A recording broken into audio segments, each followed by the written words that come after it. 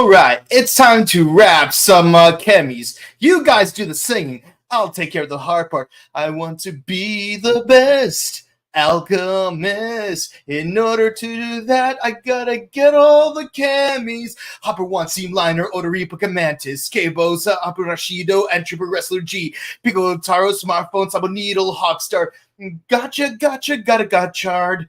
Gotchard! Yeah, no, I'm not gonna do the rest of that song. I know you guys want me to, but I'm not gonna, okay? You got the one verse, that's all you're getting. That's all you're getting. We got a pokey rap. I made the reference. End of review. Done. Okay, you know what's coming. Well, welcome to the Rider Time Podcast here on the Rider Time Podcast, and we are going to be talking about Kamen Rider Gotchard, episode 41, Grace of God, Grace of Rainbow. Yes, Grace the Rainbow, Taste the Rainbow. Oh boy. Okay, I'm going to be honest. This episode felt like such an unnecessary filler. And what can I say? Look, I even rewatched the episode at times 400% playback just to make sure I got everything I needed in a 6-minute crunch.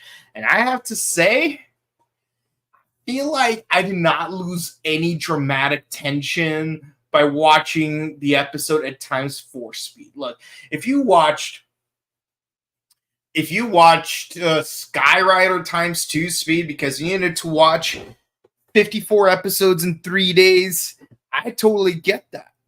But some tension will be lost. Like when the Scorpion Neo Shocker gets killed. You need that dramatic tension because that character had some weight plot-wise. When the main character finds out that his mom is still alive and the villain may or may not be his dad, dramatic tension. You can't just watch that at heightened playback. You need that dramatic tension. But this episode it felt so filler. You could watch the whole episode in 6 minutes and not feel like you've lost anything. It may as well have been a TTFC special. But for me, I would have to say the biggest downside of this episode is that we lost too quickly one of the best villains of the entire season just to bring back one of the worst villains of the entire season. Let's get right into it.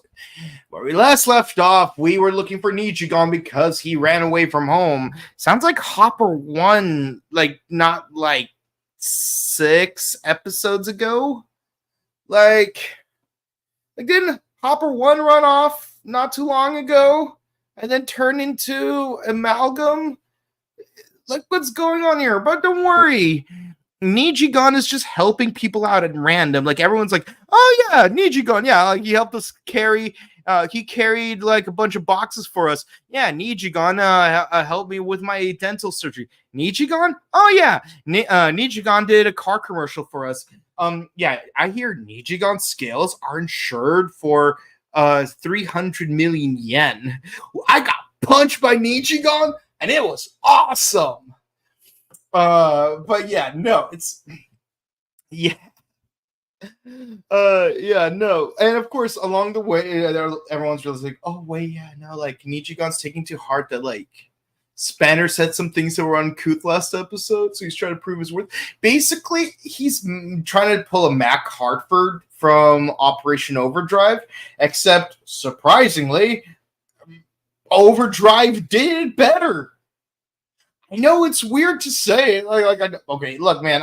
I keep sounding wishy-washy on my relationship with Operation Overdrive because it's it's one of my least favorite seasons of Power Rangers, but it's got things that are better than Gotchard. It's this part of Overdrive is trash, but this part is so good. No, okay, it's a mid-season.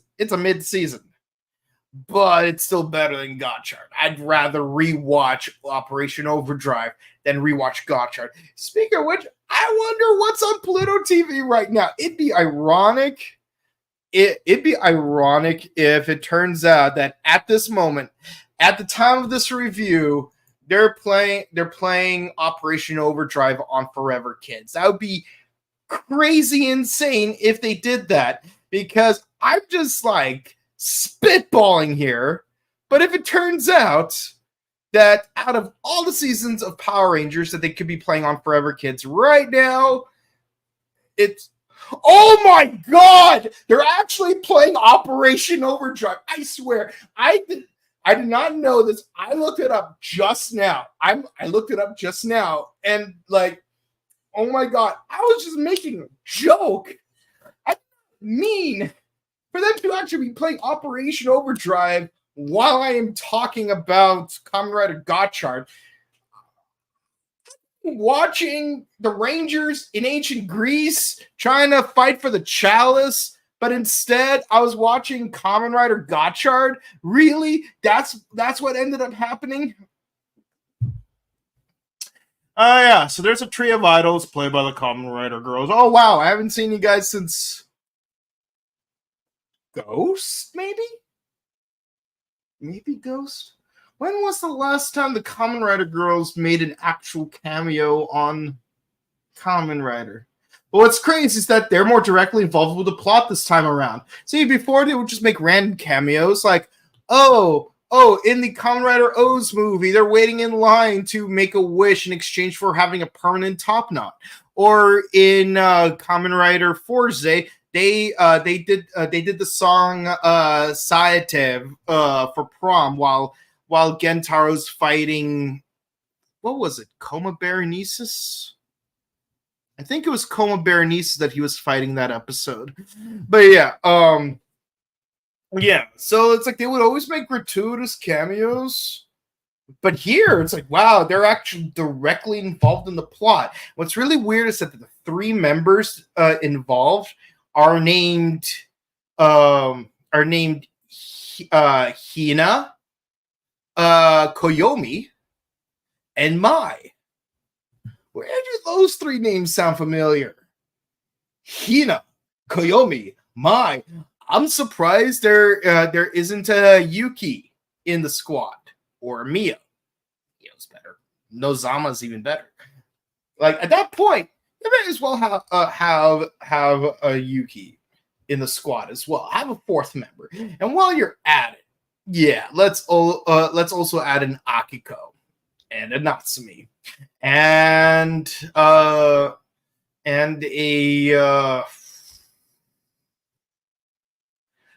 I can't believe it. We just finished discussing Kiva, and I already forgot her name. But yeah, no, it's crazy that, like, you know, they're named after main girls from O's Wizard and Gaim.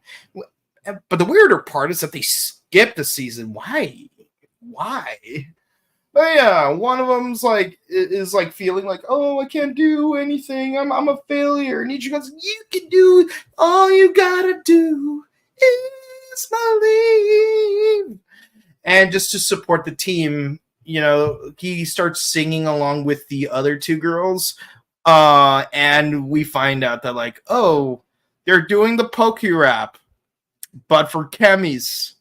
It's literally the Poke Rap for chemis. At that point, why not just do, like, why not get the actual guy who did the Poke Rap like 20 something years ago and just do the Poke Rap? Electro, Diglett, Nidoran, Mankey, Venusaur, Rattata, Fearow, Pidgey, Seaking, Jolteon, Dragonite, Night Ghastly, Ponyta, Vaporeon, Poliwrath, Butterfree. Catch 'em, gotta catch 'em all. Pokemon! But yeah, it's like, oh, I feel so inspired. We're gonna sing together, and I'm like, just in time because the bad guys are attacking. Also, in the opening fight scene of the episode, they managed to stave off Clotho because Spanner's got the black flame thing going on, which, I don't know, guys. We're running out of episodes to, like, expand on that. I know that they try to do a whole Keiwa is a heel in episode 42 of Geats, but there's a universal reset every 6 to 10 episodes of Geats, so it's like this is not the same, fam. This is not the same at all. Like for real though. Like this is not the same. I feel like you took a little too long to expand on that Black Flame thing because it is not going anywhere right now. And the moment, and you had an opportunity to expand on it, and you squandered it. That's my issue with that. Expanded, and like even Gits is like, I thought you were gonna be cool and use your Black Flames, and you're going to destroy Clotho. I guess I was wrong, and you're not gonna fight Jermaine either. I'm a little disappointed. Why would you want me to defeat Jermaine? Because we're a Trinity. If one of us dies, the other two takes place. So I'm like, so now you're also ripping off Pokemon the movie 2000 Power of One. Really, you're gonna rip off Power of One. Oh, Moltres got captured. That means Zapdos gets to take over Fire Island. Zapdos got captured. That means Articuno gets control over Thunder Island. That's not how it works, fam. That's not how it works. But, going back to the present day, it's like, oh yeah, Jermaine's attacking. And he has an interesting, like, back and forth with Atropos, like, don't worry, little girl, like flings her up and starts spinning her around. I'm like, she's like 9,000 years old. Why are you lifting her up like she's a freaking 5-year-old? That's creepy, dude. Like, imagine doing just think about it. Like, imagine taking an 89-year-old lady and just like lifting her up and spinning her around like that, while like baby talking to her. That seems very condescending, if you really ask me. And I get it. The actor is a 9-year-old, but still, it's like, that is just such a weird scene. That is such a weird scene. And yeah, Atropos is right to be even more angry at him. So, we get a fight scene. Oh, Hotaro, Spanner, and Rene just like transform together. Oh, we finally get a combined transformation sequence. And the three of them tackle Jermaine. I have to give credit where credit is due. The camera crew did a fantastic job just like tracking like all the shots. Like I saw a really nice crane shot, very well executed. Like, if nothing else, this episode deserves praise for the camera crew. I mean, choreography, it's all right. It's all right.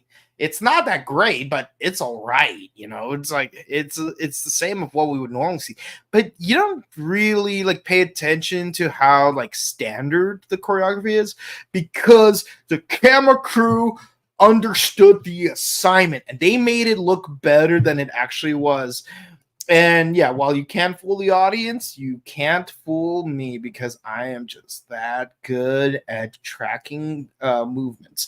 But all things considered, camera crew, very well done. Very well done. That especially that one crane shot, like that was a fantastic crane. Like you really knew the assignment and you nailed it. Like as much as I have a problem with the writers, people on the actual kinesthetic side of the behind the scenes, like, you deserve your roses. Very well done. I just wish I could say the same for the rest of the episode, writing wise. But yeah, no, Ninja Gon's like, oh yeah, no, I figured out what my gotcha is. I want to be a support. Really? You want to be Mercy? I'm thinking more like a Lucio, but yeah, I held in Schubnicht. Yeah, so like he uses his rainbow breath on 6 other Chemi cards. So we get a summon of a Steam Hopper. Let's see, Ant Wrestler, and we got Electric Jungle. And interesting combination, but that lineup with like the 4 Gotchards and the 2 other riders, not gonna lie, that was a nice lineup. But what kind of disappoints me is that they built up Jermaine to be this really cool villain. Like, I really like this personality, and I liked his design. I want to see more with him, like maybe like 1 or 2 more episodes beyond this. But no, like they just mark him with a basic triple rider kick. Like it looks like they ripped off Kamen Rider Revice. But what was different with Revice is that one, Sakura got her final form. Like she got an actual final form in that episode, and that was awesome. And like we had to build up this whole family thing. Like we are family. We need to work together. 3 of us. Plus that jerk right over there. We're gonna work together to defeat this villain. And like they used to bet we're a family to defeat Gift. That was really cool. But here it's nothing. It was just a basic triple rider kick. Like in a vacuum, it's all right. It just did not feel like it earned defeating a main villain. And then Atropos, who was like, pressuring Rene about, oh, the promise. She grabs her golden puzzle and then just like, basically, have you ever seen Transformers, the 2007 Michael Bay film? She basically ripped off that scene from Transformers where Shia LaBeouf shoved that Allspark cube into Megatron's body in order to destroy him. That's exactly what Atropos did. And what's even crazier is it was a cube. It was a freaking cube. Look, you can't even be more subtle. It used a freaking cube. And unfortunately, that caused Jermaine to just sort of molt back into Grayon with golden eyes, and they walk off. I'm not particularly excited. This is a boring villain. I really hate Grayon. While I anticipated, Atropos is not going to keep her word. It's still just... God damn it. 8 out of 10. I'd give it a 7, but props to the camera crew. Let me know what you guys thought of this episode. And yeah, I know you guys are going to ask me, 100-second Kemi. At this point, it feels really dumb that you're even going to bring up that, there's more Kemis, not just 101. Okay, at this point, you may as well just say that there's 108 Kemis in total. And yes, while we're at it, let's just say that all of them have a fragment of the Philosopher's Stone. And just for the sake of argument, towards the last 2 episodes, all of those 108 Kemis combined, or at least the 8 that form like the plus 100s, are going to combine to make the actual 101st Kemi, or the Philosopher's Stone. And then we'll get the true final form of Gotchard. And I really hope they don't repeat the pattern of Zero 1 and Saber by saying,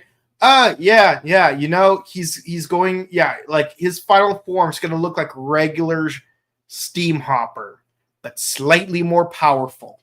I really hope it doesn't go there. Heck, Rainbow Tokyo Ichigo was a cooler idea than what I'm anticipating is going to happen, because at least that way, like, they used like proper CGI to make him all rainbowy, and that actually felt earned because he's got the power of infinite imagination, and he's fighting against his own imaginary friend, basically his own shadow, his other half. So yeah, let's hope things get earned. And I swear to God, if these last 7 Kemis, assuming there's 108, are going to be loosely based on the 7 deadly sins, I'm like, if you're ripping off Full Metal Alchemist, cannot be more shameless. You made it more shameless. Let me know what you guys thought. Did you like this episode? Did you hate this episode? What are you looking forward to? We're towards the end game. We're 41 episodes in. There's about 8 or 9 episodes left. Let's see what you guys think. Beat the golem with base forms. Yep. Don't do it, Spanner. Don't join the cause. I know, about to quit her dreamy. Some idols need to.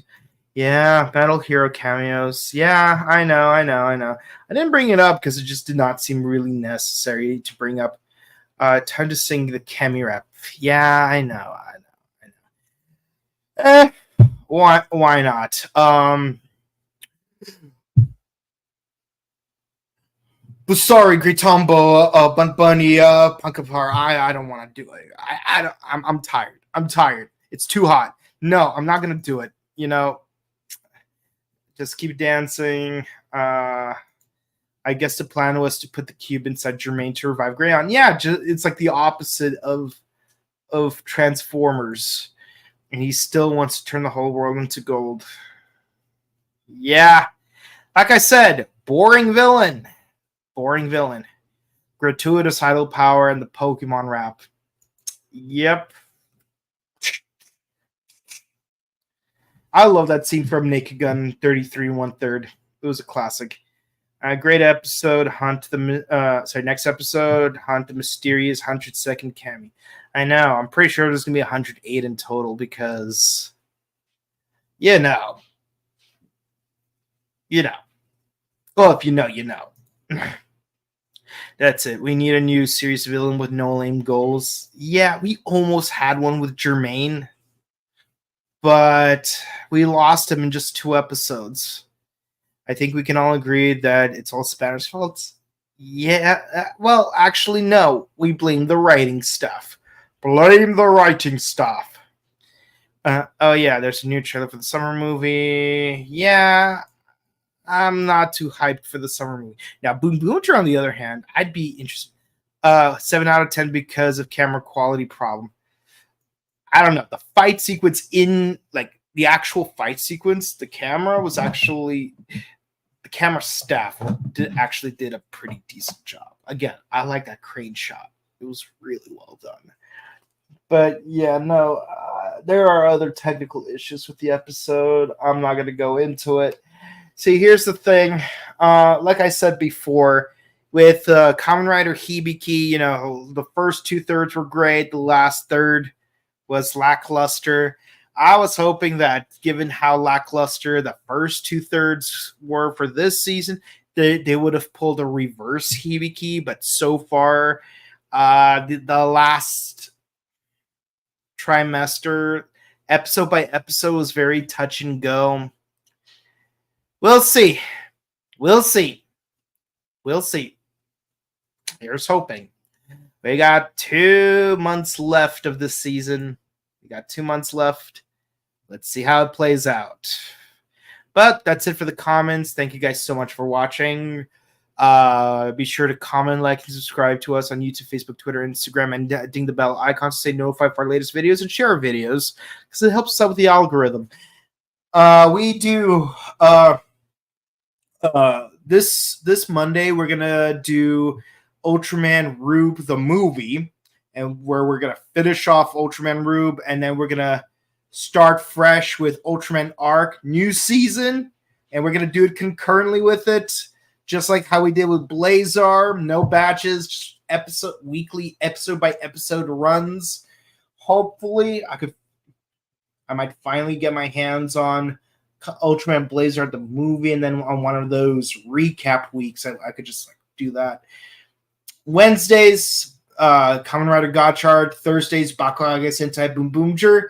And on Sundays, we got Kamen Rider 5. And this week in particular, I'm excited because he cometh.